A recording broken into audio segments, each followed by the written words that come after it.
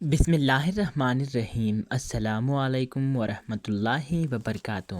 رسول کریم صلی اللہ علیہ وآلہ وسلم نے ارشاد فرمایا، جو کسی کو نیکی کی طرف رہنمائی کرے اسے اس نیکی کرنے والے جیسا ہی ثواب ملتا ہے۔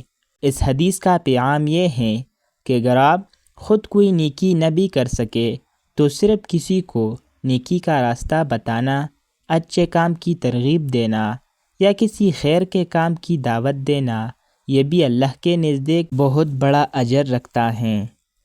کسی کو صدقہ کرنے کا کہہ دینا، نماز کی یاد دہانی کرانا یا کسی کو فائدہ پہنچانے کے طریقے بتانا، سب برابر کا ثواب دیتے ہیں۔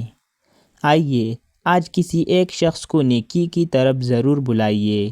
اللہ ہمیں نیکی کے کاموں میں رہنمائی کرنے والا بنائے، آمین۔